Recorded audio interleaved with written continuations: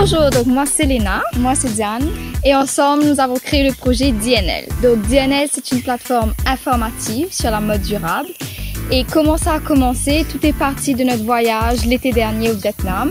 Nous avons tout simplement été choqués de la production massive de vêtements qu'il y avait au Vietnam et suite à cela nous avons regardé aussi le documentaire de True Cost qui met en avant l'envers du décor de l'industrie de la mode et on s'est dit on peut pas continuer comme ça, il faut qu'on change sur le plan personnel.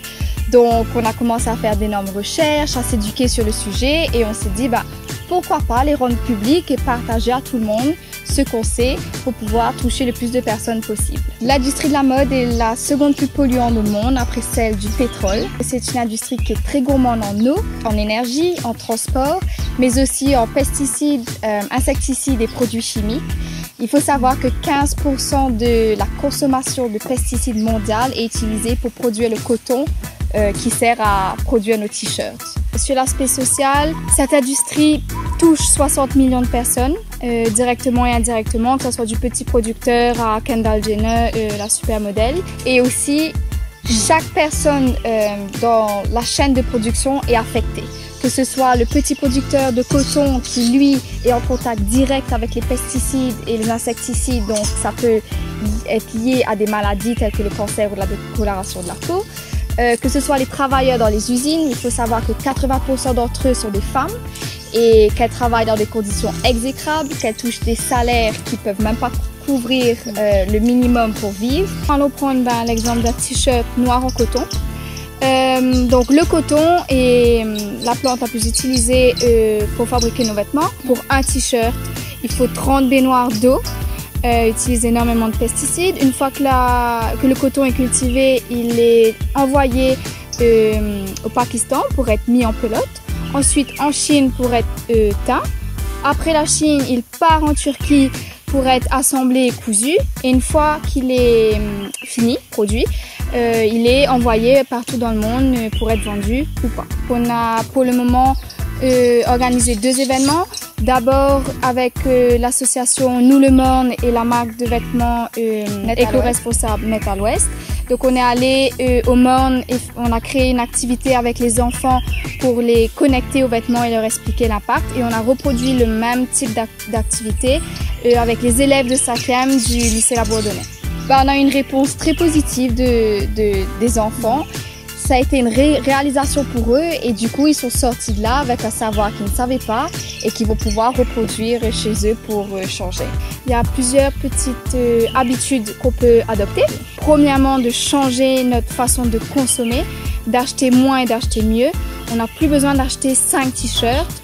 On peut très bien acheter qu'un seul, un peu plus cher, de meilleure qualité, qui va nous durer plus longtemps. Ouais. Et puis, on peut réparer les vêtements qui sont cassés ou abîmés au lieu de les jeter. On peut aussi échanger, emprunter avec d'autres personnes. On ne peut pas arrêter de consommer du jour au lendemain, mais essayer d'être plus conscient quand on le fait. De plus en plus de personnes utilisent les réseaux sociaux, mais il faut savoir que les réseaux sociaux est très lié à la mode, surtout la plateforme Instagram, car c'est très visuel. Ce qu'on voit sur les réseaux sociaux et ce qui est partagé nous invite en général à une surconsommation. On voit avec les différents influenceurs ou blogueurs qui vont mettre des photos avec le dernier sac, la dernière paire de chaussures. Donc du coup, on a tout de suite cette envie de nous aussi, il faut. Ensuite, il ne faut pas remettre la même photo avec la même robe. Donc il faut qu'on ait des vêtements différents à chaque photo. Donc ça nous pousse aussi à cette consommation. Le message aussi qu'on essaye de faire passer, c'est d'être courageux. Donc du coup, c'est d'être courageux. Suffisamment courageux pour se dire voilà, j'ai mis cette robe là la soirée dernière, il y a une soirée qui revient dans 3 semaines. Surtout à Maurice où tout le monde se connaît et que voilà, on ne veut pas être vu avec la même robe, mais que c'est pas grave.